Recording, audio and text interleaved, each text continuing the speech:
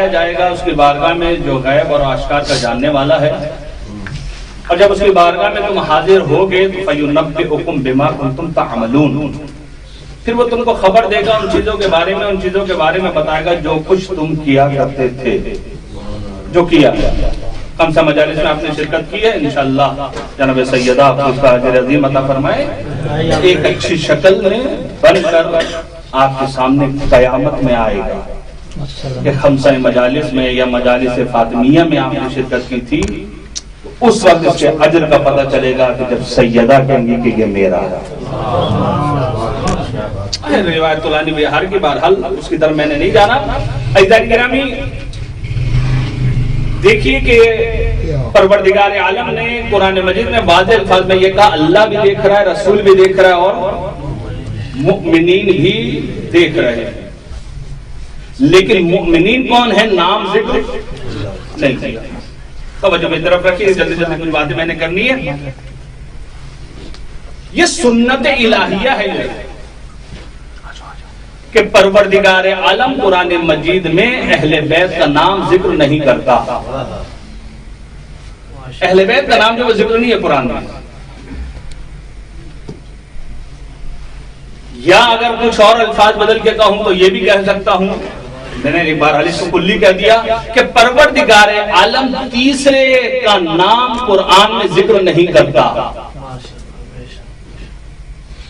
اللہ دیکھ رہا ہے، رسول دیکھ رہا ہے اور مومنین دیکھ رہے ہیں، تیسرے کا نام ذکر ہے، تیسرے کا نام ذکر نہیں۔ اس لیے میں اس کو تھوڑا وسیع کر دیا، یعنی اہل بیت کا نام اللہ تعالیٰ قرآن مجید میں ذکر نہیں کرتا۔ اب جب اللہ تعالیٰ تیسرے کا نام یا اہل بیت کا نام قرآن میں ذکر نہیں کرتا ہے، حضرت جناب سیدہ کو سمجھانا ہے عزیزان گرامی کہ جب اللہ تعالیٰ نام اہل بیت کا ذکر نہیں کرتا تو اب ہمیں کیسے پتہ چلے گا کہ یہاں سے مراد جو ہے وہ اہل بیت اطہار ہے، مراد جو ہے وہ مولا کائنات ہے؟ کس طریقے سے ہمیں پتہ چلے گا؟ تو عزیزان گرامی اب اس کے لیے ہمیں ہمارے پاس ایک پشتوانہ ہونا چاہیے۔ اب وہ پشتوانہ کیا ہے؟ یا ہمیں کوئی تفسیر میں ملے، اور یا جو ہے کسی کوئی جو ہے اس کی جو ہے ہمیں تعویل ملے، یا تفسیر ہو یا تعویل ہو، تو جس کے ذریعے سے ہم یہ کہہ سکتے ہیں کہ جی تفسیر یہ بیان کی گئی ہے اور تعویل یہ بیان کی گئی ہے، لیکن تفسیر کے لیے یا خصوصاً تعویل کے لیے جو ہے اس کا پشتوانہ بھی ایسا نہ ہو کہ اپنی رائے شامل حال ہو، اس کا پشتوانہ بھی اہل بیت اطہار علیہ السلام ہونے چاہیے، ورنہ قابل قبول نہیں ہے تفسیر، یا وہ تعویل جو وہ قابل قبول نہیں ہے۔ پشتوانہ ہونا چاہیے، یعنی محمد والے محمد کا پشتوانہ ہو۔ اگر پشتوانہ محمد والے محمد کا ہے تو کہا جائے گا کہ یہ تعویل جو ہے وہ درست ہے، کیونکہ اس کا پشتوانہ جو ہے وہ کوئی ہمارے پاس جو وہ روایت ہے یا کوئی واقعہ ہے، کوئی قصہ ہمارے پاس جو وہ موجود ہے۔ اس لیے کہا جاتا ہے ظاہری معنی کو باطنی معنی کی طرف پلٹانا، اس کو تعویل کہتے ہیں۔ توجہ کیجیے گا عزیزان کرام، بہرحال علماء کرام یہاں پر بیٹھے ہوئے ہیں، علوم قرآن کے مجھ سے بہرحال بہتر جانتے ہیں۔ تو عزیزان گرامی جب تک پشتوانہ اہل بیت یعنی محمد و آل محمد نہ ہو، اس وقت تک تعویل بھی ہم قبول کرنے کے لیے تیار نہیں ہیں۔ اگر تعویل کے لیے پشتوانہ نہ ہو اور اپنی رائے شامل حال ہو جائے تو ہمارا حال وہی ہوگا جو اسحاق کندی کا تھا۔ لیکن اب کیا اذان عالیہ امام تک پہنچے، فقط اشارہ کر دوں، اسحاق کندی نے امام حسن عسکری علیہ السلام کے زمانے میں صلوات پڑھی ہے مل کر محمد۔ ایک کتاب لکھی اور جو کتاب لکھ رہا تھا کہ تناقض القرآن، کہ قرآن میں تناقض پایا جاتا ہے، اور جب تناقض پایا جاتا ہے تو عزیزان گرامی اب وہ لکھ رہا تھا لیکن کوئی بچانے والا نہیں تھا، کوئی بچانے والا نہیں تھا کہ اس کو منع کرے، اس کو روکے کہ یہ تو کیا لکھ رہا ہے قرآن میں، کہاں سے تناقض آ گیا۔ بہرحال لکھ رہا تھا اسحاق کندی، بہرحال اپنے زمانے کا مشہور عالم دین ہے، کون اس کا مقابلہ کرے۔ یہ بات امام حسن عسکری علیہ السلام تک پہنچی، جب امام تک پہنچی تو جو اس کا شاگرد تھا وہ امام کے قریب بھی تھا، تو امام نے ایک مرتبہ کہا کہ ہم نے سنا ہے کہ تمہارے استاد اس کتاب لکھ رہے ہیں۔ کہا جی، کہا تم روکتے کیوں نہیں ہو؟ کہ وہ میرا استاد ہے، میں کیسے روکوں اس کو، وہ تو میرا استاد ہے، میں کیسے روک سکتا ہوں؟ تو عزیزان گرامی ایک مرتبہ امام نے کہا اگر تو نہیں روک سکتا تو کم از کم استاد پر سوال تو کر سکتا ہے۔ کہ جی مولا ہاں یہ تو میرا حق ہے، شاگرد ہوں تو شاگرد کا اتنا تو حق بنتا ہے کہ وہ جو ہے استاد کو پہ جو ہے وہ سوال کرے، کہ بس جا کر جو ہے تو اپنے استاد سے یہ سوال کریو اور پوچھیو جا کر یہ کہ یہ جو قرآن میں تناقض آپ ثابت کر رہے ہیں یہ آپ کے ذہن کی ایجاد کردہ ہے یا جو خالق کے کلام ہے اس نے کہا ہے کہ فلاں آیت سے ٹکرا رہی ہے؟ تو ٹھیک ہے، یہ تو میں جا کر جو ہے وہ اس سے پوچھ لوں گا، کوئی حق نہیں ہے، اور یہ اعتراض جو ہے جا کر میں اس سے کر سکتا ہوں۔ تو میں یہ کیا اور جانے کے بعد کہا استاد آپ ماشاءاللہ کتاب لکھ رہے ہیں، آج میرے ذہن میں جو ہے ایک سوال آ گیا ہے۔ کیا سوال آیا ہے؟ کہ سوال یہ آیا یہ جو آپ تناقض ثابت کر رہے ہیں کہ فلاں آیت سے جو وہ ٹکرا رہی ہے، یہ آپ کے ذہن کی ایجاد کردہ ہے کہ پروردگار عالم نے کہا ہے کہ فلاں آیت سے ٹکرا رہی ہے؟ کیونکہ عربی گرامر ہے اور عربی کلمات ہیں، ایک لفظ کے کئی معنی ہیں، ہو سکتا ہے وہاں پر کچھ اور معنی، وہاں پر آگے کچھ اور معنی لیا۔ اور جس طریقے سے ہر بزرگان کہتے ہیں کہ فَبِأَيِّ آلَاءِ رَبِّكُمَا تُكَذِّبَانِ، جو بار بار تکرار ہوا ایک معنی نہیں ہے۔ یہ جو یہ نماز میں ہم کہتے ہیں اللہ اکبر، پھر ہم نے سورہ پڑھ لی، الحم پڑھ لی، پھر ہم نے کہا اللہ اکبر، پھر ہم رکوع میں چلے گئے سبحان ربی العظیم وبحمدہ کہا سمع اللہ کا، پھر کہا اللہ اکبر۔ یہ بار بار جو اللہ اکبر ہو رہا ہے اس سے مراد یہی ہے کہ اللہ بڑا ہے بس نہیں ہے جان گرامی۔ اس کا معنی، اس کا مفہوم اپنی جگہ پر ہے جو امام راحل نے بیان کیا کہ پہلے جو آپ اللہ اکبر کہہ رہے ہیں اس کا مطلب یہ ہے کہ میں دنیا اور وما فیہا دنیا سے ہاتھ اٹھا رہا ہوں، اللہ اس سے بلند ہے۔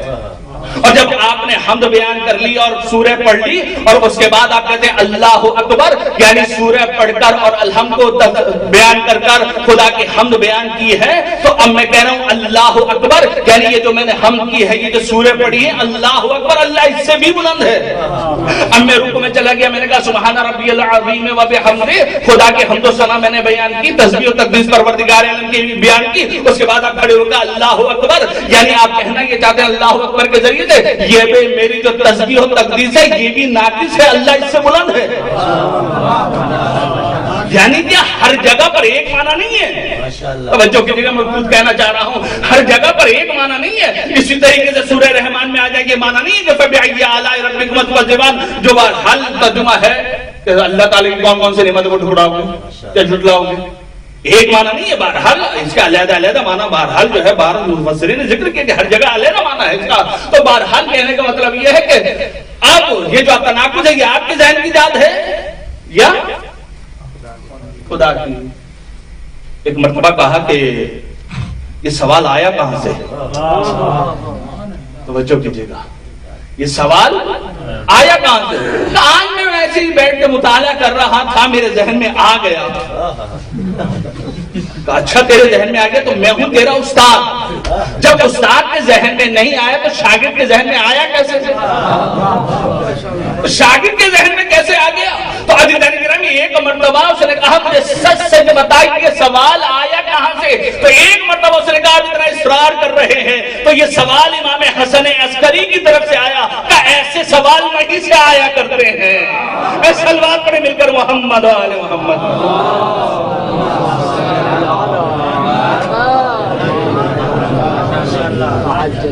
بہرحال روک لیا، سمجھ لیا کہ کہنا کیا جا رہے امام، یہ تو ہم نے تفسیر کی ہے، اور بہرحال جب ہم نے تفسیر کی ہے تو یہ ہمارے ذہن کی ایجاد ہے، ہمارے پاس کوئی پشتوانہ نہیں تھا کہ تناقض کو ہم ثابت کر لیں۔ اس سبدے کو پھاڑا اور کہتے ہیں جلا دیا، یہ تو امام تھے۔ اس گھر کے جو دیوانے تھے انہوں نے بہت سارے کام کیے، کیونکہ میرے موضوع سے مربوط ہے فقط خلاصہ بیان کرنا۔ تفسیر لکھی اس شخص نے سورہ الحم کی، اور جب سورہ الحم کی تفسیر لکھی مسودہ لے کر اب چلے ہیں بادشاہ کی خدمت میں، اور جب بادشاہ کے پاس جانے لگے تو راستے میں بہلول مل گئے۔ بہلول نے پوچھا کہاں جا رہے ہو؟ کہا بادشاہ کے پاس۔ کہا کیوں جا رہے ہو؟ کہا ہم نے تفسیر لکھی ہے۔ کہا کس کی تفسیر لکھی ہے؟ کہا سورہ الحم کی۔ کہا کیوں لے کر جا رہے ہو؟ کہا اس لیے لے کر جا رہے ہیں کہ بادشاہ کو یہ مسودہ دے تاکہ وہ بادشاہ ہمیں انعام دے۔ اچھا ٹھیک ہے، بس مجھے یہ بتا دو ایاک نعبد و ایاک نستعین کی تفسیر کیا لکھی؟ ایاک نعبد و ایاک نستعین کی تفسیر کیا لکھی؟ جب بادشاہ کی طرف جا رہا تھا واپس پلٹ گیا. تو بہلول نے کہا کہاں جا رہے ہو؟ کہ جہاں کہا تو نے بھیجا. کہ میں نے تو تجھے کچھ نہیں کہا. کہا بہلول تو نے ایک جملہ کہتے کہ ایاک نعبد و ایاک نستعین کی تفسیر کیا لکھی کہ ہم فقط اور فقط تیری عبادت کرتے ہیں, تجھ سے ہی مدد چاہتے ہیں. جب تفسیر اس کے لیے لکھی ہے تو انعام بھی وہی دے گا. صلوات پڑھیں مل کر محمد و آل محمد پر.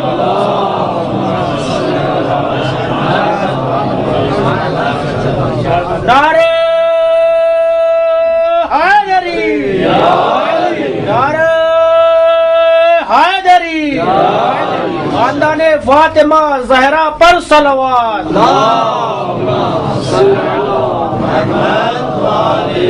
یعنی کہ پشتوانہ اہل بیت علیہ السلام یعنی محمد و آل محمد کا ہو تو تفسیر کی جاتی ہے. اس لیے عزیزان گرامی پیغمبر نے یہ کہا ہے علی میری جنگ تنزیل پر ہوگی اور تمہاری جنگ تعویل پر ہوگی. ہم جنگ کریں گے تنزیل پر اور تم جنگ کرو گے کس کے اوپر؟ تعویل کے اوپر. اب عزیزان گرامی اب تنزیل اور تعویل پر جو جنگ ہو رہی ہے یا پیغمبر کر رہے ہیں یا علی کر رہے ہیں, کیوں؟ اس لیے کہ بہت سے لوگوں نے بہت کوشش کی کہ قرآن کی تفسیر تو بیان کریں لیکن تفسیر پر رائے, لیکن جو علی تفسیر بیان کریں گے یا تعویل بیان کریں گے یا پیغمبر بیان کریں گے تعویل وغیرہ کو یا تفسیر کو, تو وہ تفسیر وہ ہوگی جو واقعاً اللہ تعالیٰ بیان کرنا چاہتا ہے. کیونکہ بہرحال آیت بھی ہے وما یعلم تاویلہ الا اللہ والراسخون فی العلم. اب اس بحث میں میں جاننا نہیں چاہتا کیا مراد ہے کیا نہیں. تو اب بہرحال اللہ جانتا ہی راسخون فی العلم جو ہے اس کی تعویل کو قرآن کی جو ہے وہ جانتے ہیں. اب آیا پیغمبر نے بھی تعویل کی ہے یا تعویل نہیں کی؟ پیغمبر نے فقط تفسیر بیان کر کے یا قرآن دے کر چلے گئے نہیں, پیغمبر نے بھی تعویل قرآن کو بیان کیا ہے. ایسا نہیں کہ پیغمبر نے جو تعویل قرآن کو جو وہ بیان نہیں کیا. یہی وجہ ہے کہ تو تحفۃ الانام غالباً کتاب کا نام ہے, اس میں اس آیت کے ذیل میں جا کر دیکھ لیجیے گا کہ پیغمبر اصحاب کے درمیان بیٹھے ہوئے اور کہا کہ ایک شخص آئے گا. ابھی ایک شخص آئے گا اور جب وہ شخص آئے گا تو کام کی بات پوچھے گا اور وہ شخص جنتی ہے. آنے والا کیا ہے؟ کام کی بات پوچھے گا اور وہ شخص جنتی ہے. ابھی پیغمبر نے کہا تھا تھوڑی ہی دیر میں دیکھا کہ ایک شخص آیا اور جب وہ آیا تو اس نے جو ہے آ کر سوال کیا یا رسول اللہ مجھے بتائیے کہ وَاعْتَصِمُوا بِحَبْلِ اللَّهِ جَمِيعًا وَلَا تَفَرَّقُوا, کہ اے اللہ کے حبیب مجھے بتائیے کہ یہ حبل اللہ سے مراد کیا ہے. تو ایک مرتبہ اللہ کے حبیب نے یہ بیان کیا جو علی ولی اللہ ہے وہی حبل اللہ ہے.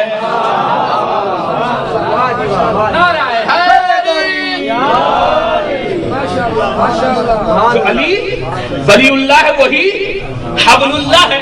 تو کام کی بات آپ کو سمجھ میں آ گئی؟ کچھ کہہ رہا ہوں بھائی, کام کی بات سمجھ میں آ گئی. اگر کام کی بات سمجھ میں نہیں تو سورہ عصر کو بھی دیکھیے کہ وَتَوَاصَوْا بِالْحَقِّ, کہ ایک دوسرے کو حق کی نصیحت کرو. یہ حق کی نصیحت ہے کیا کریں؟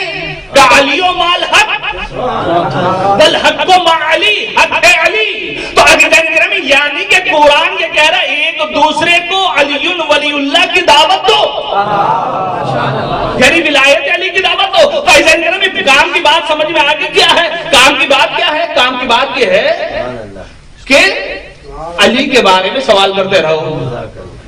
اور بہرحال غدیر کا خطبہ بھی ہے کہ قیامت تک جو ہے حاضرین غائبین کو اور والد اپنی اولادوں کو ولایت علی کے بارے میں بتاتے رہے. ہے یا نہیں؟ جا کے پڑھیے تو عزیزان گرامی بہرحال کام کی بات ہو گئی. کام کی بات آپ کو بھی سمجھ میں آ گئی. اب یہ شخص ہے کیا؟ یہ شخص ہے جنتی. اور یہ اپنا سوال کا جواب لے کر چلا گیا. تعویل پیغمبر نے بیان کر دی. دیکھیں تعویل بیان کی حبل اللہ یعنی علی. تو اب تعویل بیان ہو چکی, سوال سمجھ میں آ گیا کام کی بات کیا ہے. یہ شخص ہے جنتی, بھی شخص گیا. اب جب یہ شخص گیا تو ایک صحابی اٹھے اور اٹھنے کے بعد کہا یا رسول اللہ مجھے اجازت ہے کہ میں ذرا باہر سے کچھ کام کر کے آ جاؤں.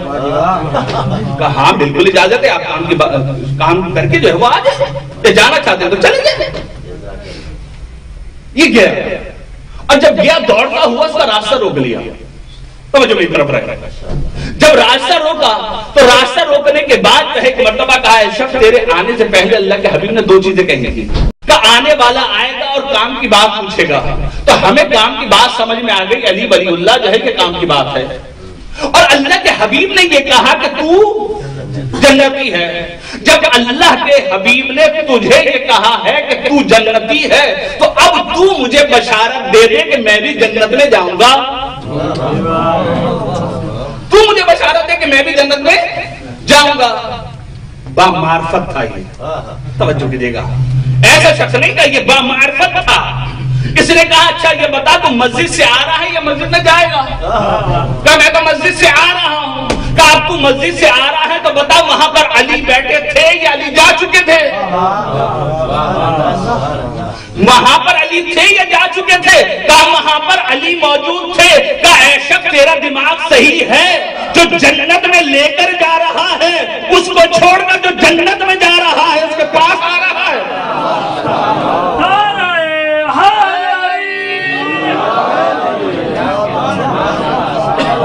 صلوات پڑھیں گے مثل محمد والے محمد.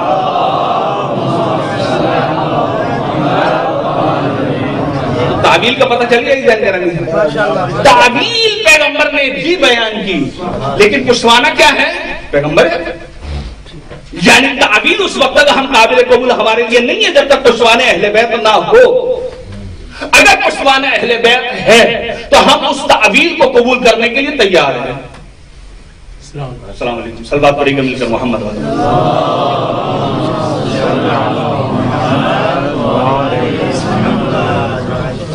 ذہن میں بات آ گئی, ایک واقعہ تو عرض کرتا چلوں. 1968 کا واقعہ ہے. اس وقت کے جو مجتہد تھے وہ آیت اللہ محسن الحکیم تھے. وہ کہتے ہیں کہ میں حج کے لیے گیا اور میں نے جو آخری زیارت کی تھی اس ٹائم میں میری فلائٹ تھی وہ بغداد سے تھی, تو میں نے آخری زیارت کی ہے باب الحوائج کے در کی, اور وہاں سے توسل کر کے جو ہے میں حج پر چلا گیا. اور جب میں حج پر گیا ہوں تو اس وقت کا جو بادشاہ تھا وہ تھا شاہ فیصل. اب شاہ فیصل کو جب پتا چلا کہ میں بھی آیا ہوں تو اس نے بڑے بڑے علماء کی جو ہے دعوت کی, کھانے پر بلایا. اور جب کھانے پر بلایا تو مجھے بھی کافی اصرار کیا گیا, پیغامات آئے, میں نے منع کیا کہ مجھے بلانے کی ضرورت نہیں, تمہارے علماء ہوں گے بس کافی ہے, ان کو کھانا کھلا دو.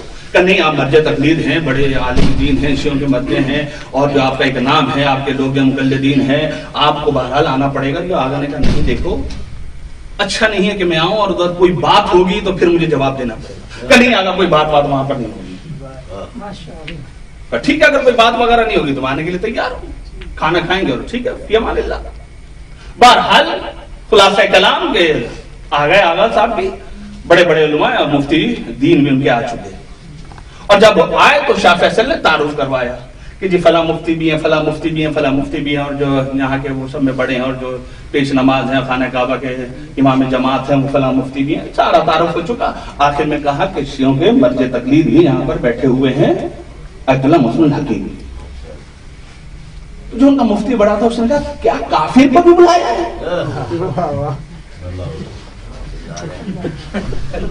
توجہ کیجئے, کیا کافر کو بھی بلایا ہے؟ تو آیت اللہ محسن الحکیم نے ایک مرتبہ شاہ فیصل کی طرف دیکھا, کہا شاہ فیصل میں نے تجھے کہا تھا کہ مجھے نہ بلا. کہا آقا صاحب چھوڑیے, اس نے کہہ دیا اور یہ رفع دفع کیا. آقا نے کہا نہیں, جب اس نے اعتراض کیا ہے تو یہ مجھے بتائے تو صحیح شیعہ کافر کیوں ہے؟ کہا شیعہ اس لیے کافر ہے کہ کیونکہ یہ قرآن کی کرتے ہیں تعویل, اس لیے یہ شیعہ جو ہے وہ کافر ہے.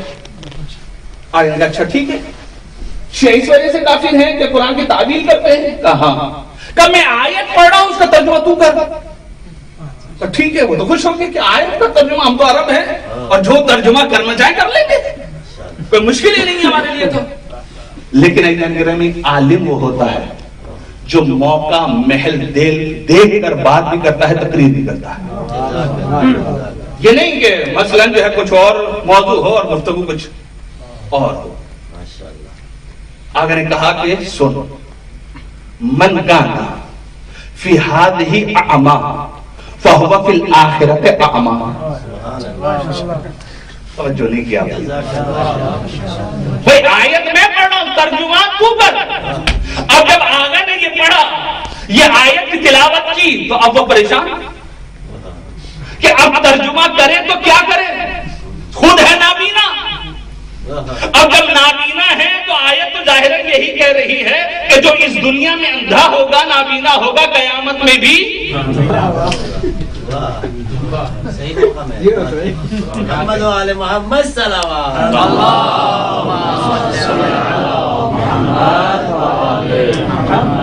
اب یہ پریشان کرے تو کیا کرے.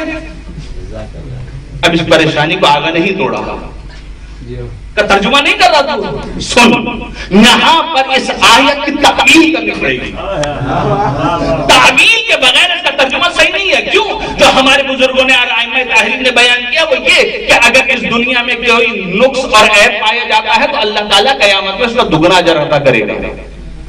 اور بہرحال ہے مفہوم روایت جو وہ یہ ہے کہ مثلا آپ سب طالب علم میں بہرحال مجھ سے بہتر نماز شب پڑھنے کا عادی،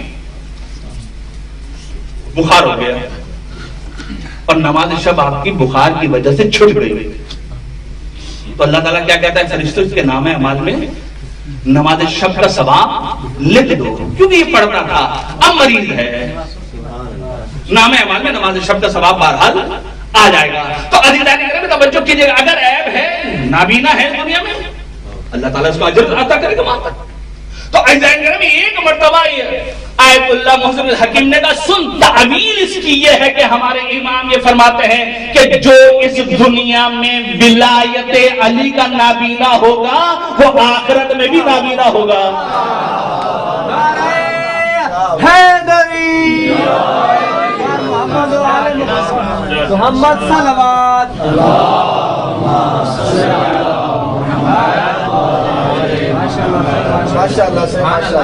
اب جب اس نے دیکھا کہ تعویل کے بغیر کام نہیں چلا کہ نہیں، اصل میں اس لیے شیعہ جو ہے وہ کافر نہیں ہے.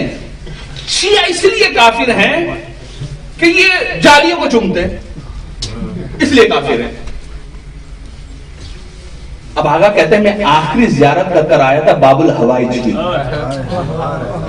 میں نے رشتہ قلبی اپنا جوڑا امام سے، باب الحوائج سے توسل کیا دل ہی دل میں. میں نے کہا مولا میں آپ کے در سے آیا ہوں اور آخری آپ کی زیارت کی ہے، آپ ہیں باب الحوائج. اب یہاں پر میں آیات پڑھوں یا میں یہ روایت پڑھوں تو مجھے پتا ہے کہ یہ نہیں مانیں گے. مولا کوئی ایسا جواب دے دیجئے کہ جو ان کی سمجھ میں آ جائے، جو ان کے فہم کے مطابق ہو. ابھی کہتے ہیں آگا کہتے ہیں کہ میرا رشتہ امام میں باب الحوائج سے جڑا ہوا تھا، توسل کر رہا تھا کہ اتنے میں ایک شخص قرآن لے کر آیا سونے کے جزدان میں لپٹا ہوا اور شاہ فیصل کو لا کر دیا کہ شاہ فیصل یہ ہدیہ تمہارے لیے ہے، فلاں صاحب نے بھجوایا ہے. ایک مرتبہ شاہ فیصل نے قرآن لیا اور اس کو چوما، جیسے ہی چوما آغا نے کہا شرک بدعت. تھوڑا سا جاگ جائیے گا. آغا نے کہا شرک بدعت، تو شاہ فیصل نے کہا آغا یہ شرک کا ہے بدعت کا ہے. کہا تو نے کیا چوما؟ کہا آغا جی قرآن کو. تو آغا نے کہا کہ قرآن ہے کہاں؟ قرآن تو جزدان میں لپٹا ہوا ہے، آپ نے قرآن کو نہیں جزدان میں چوما ہے. تو شاہ فیصل کہتا ہے آغا میری مراد یہی ہے کہ جزدان میں لپٹا ہوا ہے قرآن، اس کو چوم رہا ہوں. تو آغا نے کہا ہم بھی جالیوں کو نہیں چومتے، تو جالی کے اندر ہے اسے چومتے ہیں.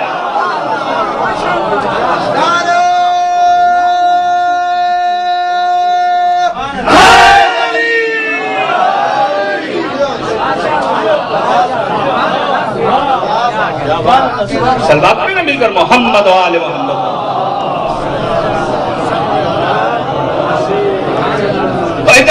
تعویل کے بغیر کام نہیں چلے گا. یہی وجہ ہے کہ تعویل کے بغیر کام نہیں چلے گا.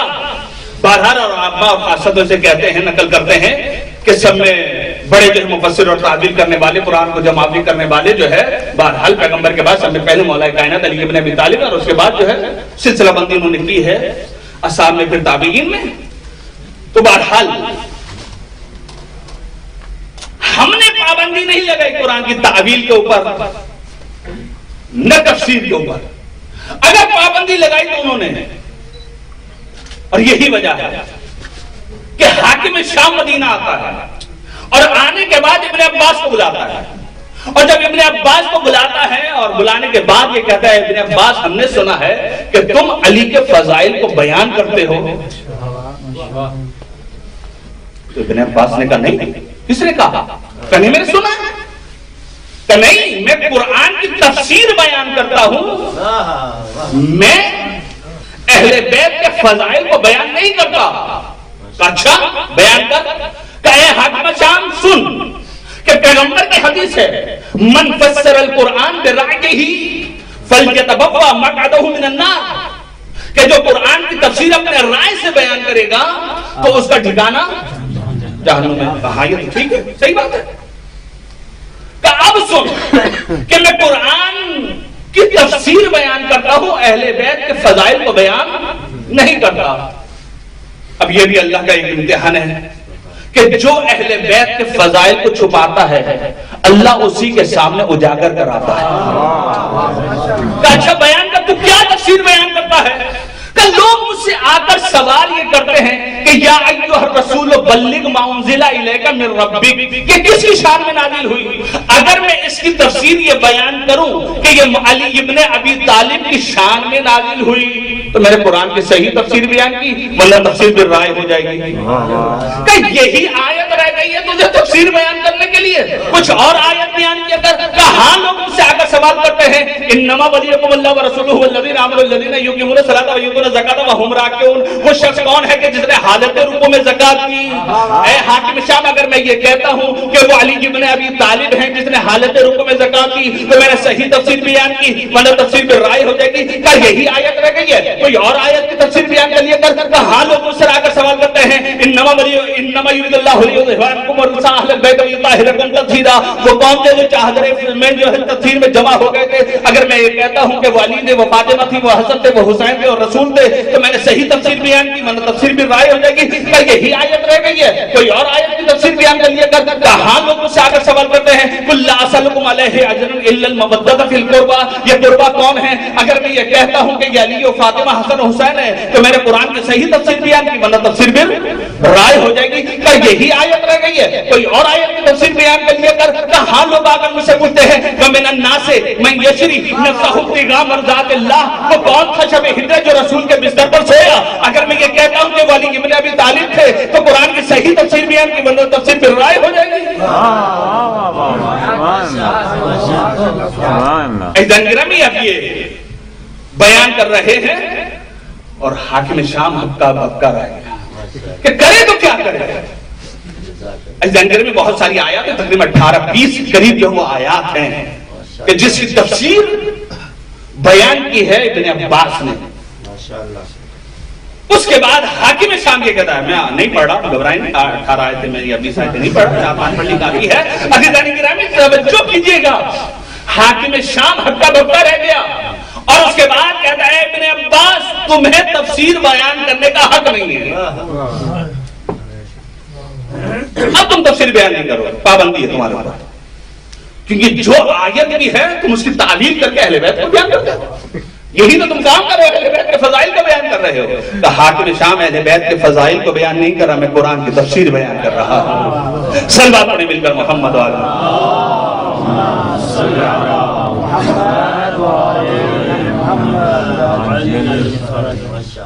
جو باہر ہے اگر اندر تشریف لے آئیں، جگہ ہے تھوڑی بہت آگے تشریف لے آئیں. صلوات پڑھیں مل کر محمد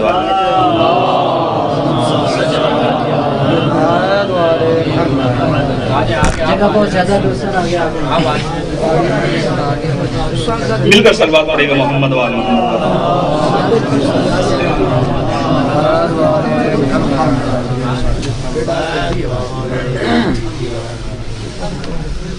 پینتیس منٹ ہوگا مجھے معاف کیجیے گا کہ میں نے اپنا موضوع شروع نہیں کیا اور مجھے جانا بھی ہے. صلوات پڑھیں مل کر محمد وال محمد. میں نے حضرت سیدہ کو بیان کر دی ہے. ابھی تک بہرحال میں نے یہ بیان کیا کہ تعویل کے بغیر کام نہیں چلے گا. تو یہی آیت کریمہ جس کو سرنامہ کلام قرار دیا. آ جاؤ موضوع کی طرف جلدی جلدی. اللہ بھی دیکھ رہا ہے، रसूल भी देख रहा है और मुमिनीन भी देख रहे हैं। तीसरे का नाम, या अहले बैत का नाम जिक्र नहीं है। मेरे साथ रहिएगा थोड़ा सा। आतिउल्लाह व आतिउर रसूल व उलिल अम्रे मिनकुम, अल्लाह की इताअत, रसूल की इताअत, साहिबाने। तीसरे का नाम जिक्र नहीं है। इन्नमा वलियकुमुल्लाह व रसूलुहु वल्लज़ीना आमनु अल्लज़ीना युकीमुना सलाता व युतूना ज़काता व हुम राकिऊन। अल्लाह भी वली, रसूल भी वली।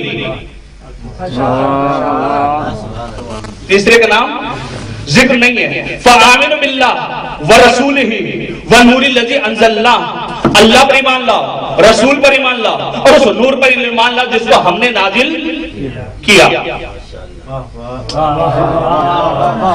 वलिल्लाहिल इज्जतु वलिर्रसूल वलिल मुमिनीन।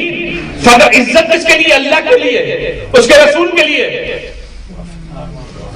तीसरे का नाम जिक्र नहीं है। मैं कुछ कहना चाह रहा हूं, ये सुन्नत इलाहिया है, अहले बैत का नाम, ये तीसरे का नाम जिक्र नहीं करता। अब कहां से पता चलेगा? तब तावील करना पड़ेगी। अब तावील के बगैर काम नहीं चलेगा। इन्ना आतैना कल कौसर, हज़रत फातिमा का अंदाजा लगाइए कि हमने तुमको कौसर अता कर दी। लेकिन ये याद रखिएगा, कौसर का तर्जुमा करते वक्त है, आखिरी आयत को देख लीजिएगा, इन्ना शानियता होवल अब्तर। जो कीजिएगा कि हमने तुमको कौसर अता कर दी, बेशक तुम्हारा दुश्मन। अब इसके बहरहाल आपसे जहां तक मुझे याद आ रहा है, तकरीबन 5-6 साल पहले मुहिब्बान फातिमा गालिबन उनकी तरफ से खमसा हुआ, तो उसमें मैंने तफसील के साथ ये बयान किया था। और अल्लामा की नजर भी इसमें है कि कौसर से मुराद क्या है, तो उसका मिज़दाक जो अतम जो है वो जनाब सैयदा सलामुल्लाह अलैहा है। तो अज़ीज़ान गिरामी, इन्ना आतैना कल कौसर तावील करना पड़ेगी। बिस्मिल्लाहिर्रहमानिर्रहीम। इन्ना अंज़लनाहु फी लैलतिल क़द्र, ये लैला से मुराद क्या है का रिवायत हमारे पास मौजूद है, तावील करना पड़ेगी। इस लैला से मुराद अल-लैला है या फातिमा। तो बच्चों कीजिएगा गिरामी, इसीलिए छठे इमाम जाफर सादिक अलैहिस्सलातु वस्सलाम इरशाद फरमाते हैं, या माशरा शिया खासिमू बिसूरत इन्ना अंज़लना। ऐशियो, जब तुम एक दूसरे के साथ जो मुखासमा करो, मुजादला करो, गुफ्तगू करो, बहस मुबाहिसा करो, तो किसके जरिए करो? बिसूरत इन्ना अंज़लना, सूरह इन्ना अंज़लना के जरिए करो मुखासमा, मुजादला, मुबाहिसा, गुफ्तगू। क्यों? क्योंकि रसूल के बाद ये सूरह कद्र हुज्जत खुदा है और तुम कामयाब होगे। तो अजीज़ान में किस तरीके से कामयाब होंगे? इसलिए कामयाब होंगे कि जब आप मुबाहिसा करेंगे, गुफ्तगू करेंगे, तो आप कहेंगे कि तनज़्ज़लुल मलाइकतु वर्रूह। मलाइका सब जानते हैं, उलमा किराम के यहाँ पर तनज़्ज़ल था कि मलाइका नाजिल होते हैं और होते रहेंगे। अम्र परवरदिगार आलम लेकर जब मलाइका नाजिल होते हैं और होते रहेंगे, कब तक? जब तक कयामत रही जाएगी। किस पर भाई, किस पर नाजिल होंगे? कोई तो हो कि जिसके ऊपर नाजिल हो रहे हो।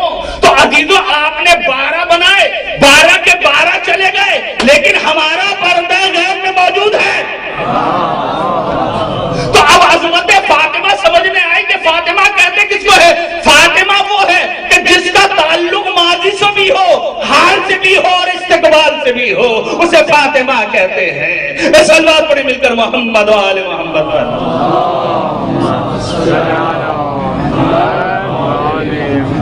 कैसे ताल्लुक है? माजी से फातिमा का, हाल से फातिमा का, इस्तिकबाल से फातिमा का।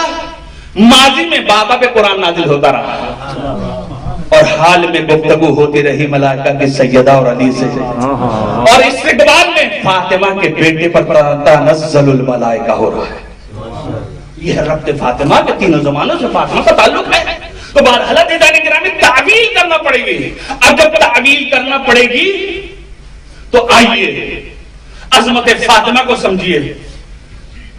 आयत मुबाहिला, भारत रिवायत तो है हमारे पास कि निसा से मुराद फातिमा है। अब थोड़े سا آ کر جو ہے تھوڑا سا غور کرتے ہیں کہ جو عورتیں ترجمہ کیا جاتا ہے اپنے مقام پر، لیکن اگر میں ترجمہ بیٹیاں کر دوں تو کیا حال ہے؟ کیوں؟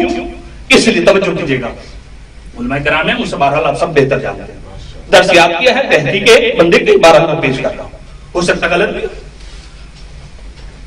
دیکھیں نساء، کلمہ نساء جمع ہے، 3 جمعیں آتی ہیں، نساء، نسوہ، نسواں، لیکن اس کا مفرد اس کلمے سے نہیں ہے، یہ بھی آپ کا ذہن ہے علیہ میں۔ نساء کا مفرد اس کلمے سے نہیں، امرا ہے، اس کلمے سے نہیں ہے، اور جب نہیں ہے تو نساء ایک ایسا کلمہ مشترک ہے کہ جو زوجہ پر بھی دلالت کرتا ہے، جو بہن پر بھی دلالت کرتا ہے، جو بیوی پر بھی دلالت کرتا ہے، اور خاتون پر بھی دلالت کرتا ہے۔ تو اب اس نساء کا ترجمہ جب ہم کریں تو کیسے کریں؟ کہاں قرینہ مقابل کو آپ دیکھیں گے، جو قرینہ مقابل ہوگا اس کے لحاظ سے آپ نساء کا ترجمہ کریں گے۔ مثال دے دوں تاکہ میری بات تھوڑی بات ہو جائے۔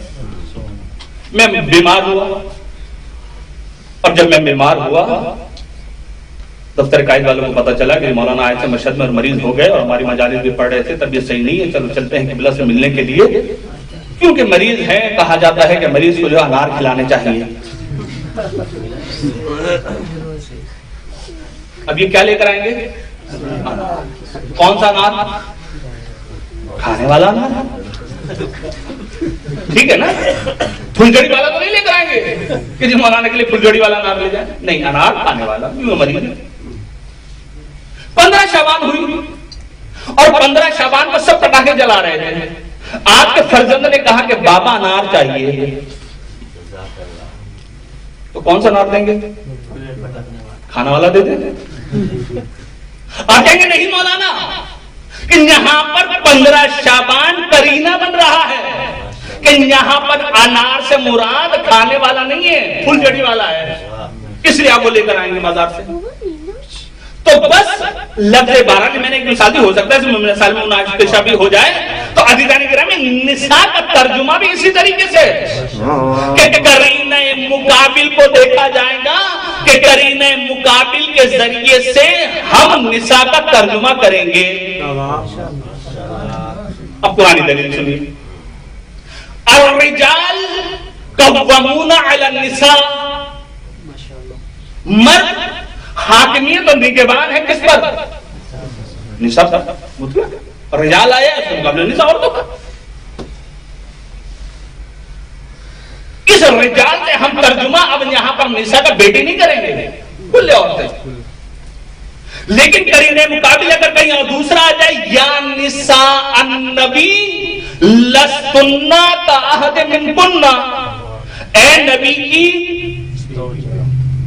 عورت نہیں ہوگا ترجمہ یہاں پر، نبی ہے یہاں پر، یا نساء النبی، اے نبی کی ازواج، تم عام عورتوں کی طرح نہیں ہو۔ تو عزیزو نبی کی زوجہ کو یہ کہا جا رہا ہے تم عام عورتوں کی طرح نہیں ہو، جس طریقے سے عام عورت کو شوہر کی اجازت کے بغیر گھر سے نکلنے کی اجازت نہیں۔ میں آگے بیان نہیں کر رہا، جب عام عورت کو اجازت نہیں ہے کہ بغیر اجازت شوہر کے جو ہے گھر سے نکل جائے، تو بدرجہ اولا نبی کی زوجہ اس کو بھی اجازت نہیں۔ یا نساء نبی، تو نبی قرینہ بنا کے یہاں پر ترجمہ کیا کیا جائے؟ ازواج، زوجہ۔ میراث کی آیت، وَإِن كَانُوا إِخْوَةً رِجَالًا أَوْ نِسَاءً، اگر تو ہے تمہارے پاس جو ہے مردوں میں سے بھائی ہو، اخوا، وَنِسَاءً، اب یہاں کیا ترجمہ ہوگا؟ اخوا کے مقابلے میں نساء، تو کیا ترجمہ کیا جائے گا؟ ترجمہ کیا جائے گا بہن، فَلِلذَّكَرِ مِثْلُ حَظِّ الْأُنثَيَيْنِ، تم جو بھائی ہوگا اس کے 2 حصے ہوں گے، لڑکی کا، بہن کا 1 حصہ۔ قرینے مقابل دیکھ رہے ہیں. اب آئیے وَإِذْ نَجَّيْنَاكُمْ مِنْ آلِ فِرْعَوْنَ يَسُومُونَكُمْ سُوءَ الْعَذَابِ يُذَبِّحُونَ أَبْنَاءَكُمْ وَيَسْتَحْيُونَ نِسَاءَكُمْ.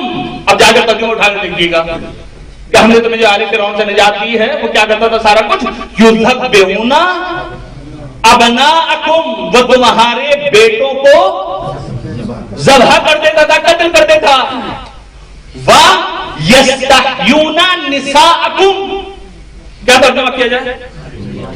تمہاری بیٹیوں کو زندہ چھوڑ دیتا تھا. یا قرآن میں دوسری جگہ اور آیا وَيُقَتِّلُونَ أَبْنَاءَكُمْ وَيَسْتَحْيُونَ نِسَاءَكُمْ، وہ تمہارے بیٹوں کو قتل کر دیتا تھا اور تمہاری بیٹیوں کو زندہ رکھتا تھا. تو ابنا کے مقابلے میں نساء ہے تو ترجمہ کیا جاتا ہے بیٹی. تو آئیے آیت مباہلہ فَقُلْ تَعَالَوْا نَدْعُوا أَبْنَاءَنَا وَأَبْنَاءَكُمْ وَنِسَاءَنَا وَنِسَاءَكُمْ. ہم اپنے بیٹے لاتے ہیں، تم اپنے بیٹے لاؤ. ہم اپنی بیٹیاں لاتے ہیں، تم اپنی بیٹیاں لاؤ. اور یہاں سے جواب بھی مل جاتا ہے. روایت ہے اپنی کہ نساء کے مقام پر فقط اور فقط سیدہ کو لے کر گئے جو یہ کہتے کہ رسول کی 4 بیٹیاں تھیں. اب یہاں پر نساء بیٹیاں ترجمہ کر رہے ہیں. تو اگر 4 بیٹیاں ہوتی تو 4 کو لے کر جاتے. ایک کو لے کر جانا اس بات کی دلیل ہے کہ 4 نہیں تھی. صلوات پڑھیں مل کر محمد و آل محمد.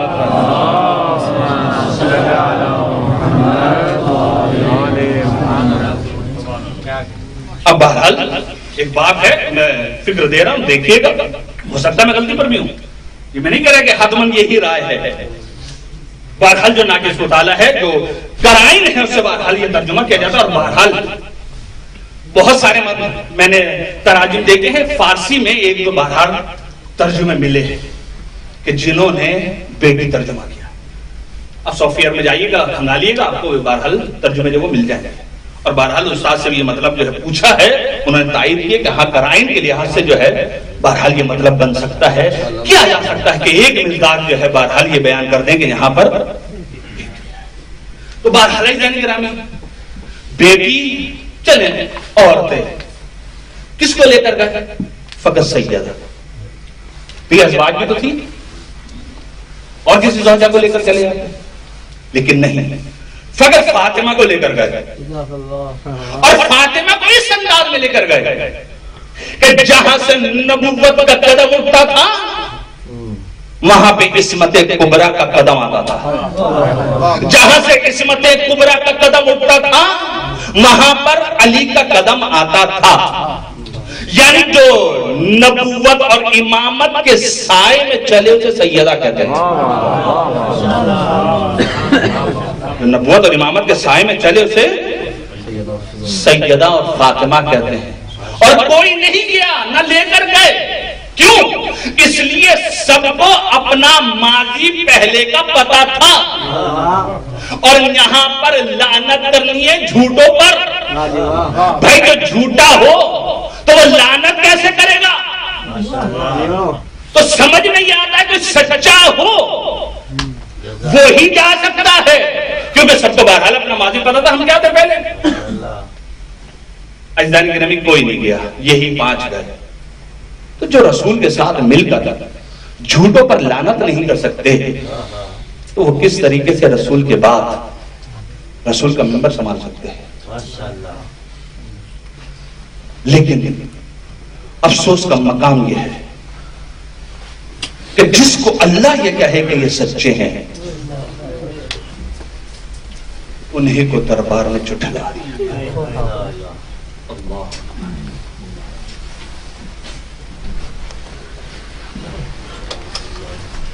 اللہ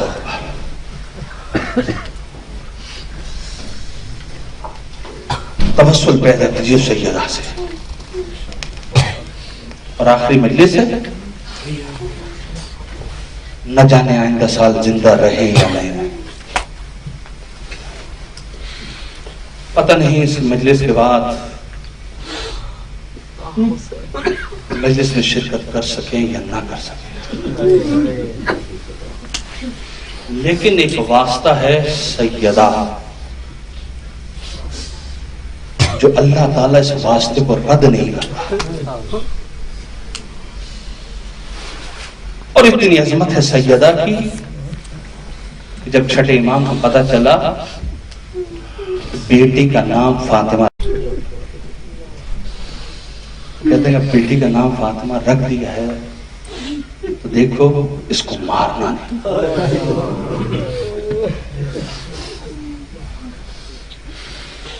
اس کو برا بھلا نہیں کہنا.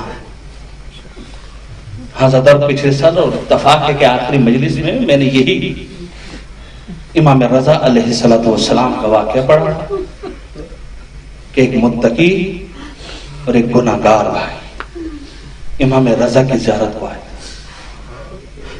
گناہگار بھائی کا انتقال ہو گیا، کیونکہ پچھلے سال پڑھی ہے، میں نے وہ نہیں پڑھنا. لیکن گناہگار بھائی نے واسطہ دیا امام رضا کو، اے مولا رضا آپ کو آپ کی ماں فاطمہ کے پہلے شکست کا واسطہ، مولا میری طرف نظر کرم کر لیجیے، میری طرف نظر کرم کیجیے مولا، ورنہ عذاب پھر شروع ہو جائے گا. مولا نے نظر کرم کیا کہ یہ واسطہ ہے جو امام رضا بھی نہیں جھٹلایا.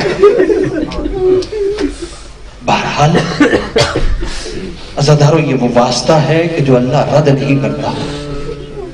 فقط توسل تو پیدا کیجئے سیدہ سے اور گریہ کیجئے سیدہ کی مظلومیت پر. اس سیدہ کو جو قرآن یہ کہہ رہا ہے کہ یہ سچے ہیں، نصارہ نے تسلیم کیا کہ یہ سچے ہیں، نبی کا کلمہ پڑھنے والے کہہ رہے ہیں کہ سیدہ گواہ لے کر آؤ. یہ ظلم نہیں ہے. ہاں زادارو، کل مسائل میں نے یہاں تک پڑھے تھے کہ جنازہ تیار ہو گیا، سیدہ کے کہنے پر تابوت تیار ہوا، اور جب تابوت تیار ہو گیا نا حضرت ایک مرتبہ امام حسن کو مولا کائنات نے بھیجا مقداد کے پاس یا بزرگ کے پاس، کسی صحابی کے پاس، کہ جاؤ ان کو بلا کر لے کر آؤ کہ ماں کا جنازہ اٹھانا. حضرت امام حسن گئے اور امام حسن نے تک الباب کیا، اور تک الباب کرنے کے لیے کہا چچا بابا نے بلایا ہے. حضرت انداز اس طریقے سے تھا کہ ایک مرتبہ مقداد یا بزرگ یہ پوچھتے ہیں کہ بیٹا حسن خیر تو ہے؟ کہ چچا ہماری ماں اس دنیا سے چلی گئی.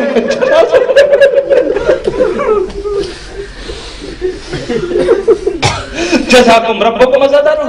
بہرحال چند اصحاب دو تین کہتے کہ اصحاب آئے، یہ گھر کے افراد، مولا کائنات نے جنازہ اٹھایا اور جہاں نماز پڑھایا کرتے تھے نماز پڑھائی. نماز پڑھانے کے بعد اب جنازہ سیدہ اٹھا اور جہاں دفن کرنا تھا وہاں سے قبر سے آواز آ رہی تھی، اے علی الیہ الیہ، اے علی اس جنازے کو میری طرف لے کر آؤ، الیہ الیہ. جا کے مناقب میں بھی پڑھیے گا، بہار میں بھی غالباً یہ روایت اور دیگر جگہ پر موجود ہے کہ آواز آئی قبر سے الیہ الیہ، کہ میرے پاس یہ جنازہ لے کر آؤ. حضرت جنازہ لے کر آئے، اور جب جنازہ قبر کے قریب لے کر آئے، لحد کے قریب لے کر آئے نا، تو عزادارو یہ کون تھا؟ کس کا جنازہ تھا؟ سیدہ کا جنازہ تھا. سیدہ کون تھی؟ یہ امانت تھی علی کے پاس. کس کی امانت تھی؟ اللہ کی بھی امانت تھی اور رسول کی بھی امانت تھی. سیدہ کا ہاتھ علی کے ہاتھ میں دیا تھا اور کہا تھا اے علی یہ اللہ کی بھی امانت ہے اور رسول کی بھی امانت ہے، اس کی حفاظت کرنا. عزادارو ایک مرتبہ جب جنازہ لحد کے قریب رکھا تھا، عزادارو ایک مرتبہ لحد کو دیکھا، ایک مرتبہ اپنے آپ کو دیکھا. حسن حسین 6 اور 7 سال کے برس ہے، کس طریقے سے جنازہ جو ہے لحد میں اتارے. عزادارو ایک مرتبہ روضہ رسول کو دیکھا اور روضہ رسول کو دیکھنے کے بعد سلام کیا، میری طرف سے بھی اور آپ کی بیٹی کی بھی طرف سے سلام ہو. یا رسول اللہ، آپ نے جو امانت دی تھی میں وہ واپس वापस कर रहा हूँ। या रसूल अल्लाह, इस अमानत से खुद पूछ लीजिएगा कि उम्मत ने आपके बाद इस अमानत के साथ क्या किया। अदादर ये पहली मर्तबा नहीं, एक और मर्तबा अली को अमानत दी थी जब रसूल खुदा जो है मक्का से हिजरत करके मदीना जा रहे थे। अली को अमानतें दी थी कि अली ये अमानतें वापस करके फला मकाम पर मुझ तक पहुंच जाना। अज़ादारो अली ने अमानतें वापस की और उसके बाद जो है रसूल की तीन अमानतें खवातीन थी जिनको फवातिम कहा जाता है। एक फातिमा बिनते मोहम्मद थी, एक फातिमा बिनते असद थी, एक और फातिमा थी। अब अली इन तीन खवातीन को लेकर जो रसूल की अमानत थे मक्का से चलने लगे ताकि रसूल की अमानत रसूल के सुपुर्द कर सके। अज़ादर कुफार को पता चला कि अली रसूल की बेटी फातिमा को लेकर जा रहे हैं। अज़ादर एक मर्तबा ऊंट पर इन फवातिम को बिठाया, अली काफिला लेकर चले। कुफार ने हमला किया। एक मर्तबा जब पता चला कि कुफार ने हमला किया ना, अज़ादर अली ने ऊंट बिठाया, फवातिम को नीचे जमीन पर बिठाया कि आप इधर बैठिए, मैं अभी इनका मुकाबला करके आता हूँ। अज़ादारो अली ने मुकाबला किया, कुछ को फिन्नार किया, कुछ को भगा दिया। अज़ादारो उसके बाद एक मर्तबा आए और फातिमा बिनते मोहम्मद के करीब आए और आने के बाद तो उम्र जनाब सैयद के 8 साल लिखी है। अज़ादारो आए सैयदा के पास और आने के बाद कहा, सैयदा आप पर कोई आंच तो नहीं आई, आपके ऊपर कोई आंच तो नहीं आई।